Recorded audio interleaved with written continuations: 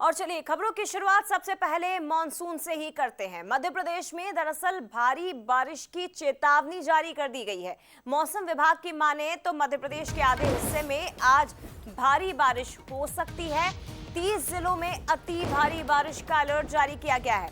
सबसे ज्यादा प्रभाव नर्मदापुरम, छिंदवाड़ा, मंडला, भोपाल, जबलपुर और ग्वालियर में रहेगा, जहां भारी बारिश की संभावनाएं जताई गई हैं। 24 घंटे में 8 इंच तक पानी गिरने के आसार हैं। इतनी मूसलाधार बारिश होगी। इंदौर, उज्जैन संभाग में हालांकि हल्की बारिश की संभावनाएं हैं और ये बताया जा रहा है कि अगले 4 दिन तक तेज बारिश हो सकती है।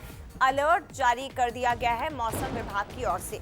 तो जुलाई की शुरुआत के साथ ही जुलाई के शुरुआती हफ्ते में तेज बारिश की संभावना आधे मध्य प्रदेश के लिए जताई गई है और चेतावनी मौसम विभाग ने जारी कर दी है।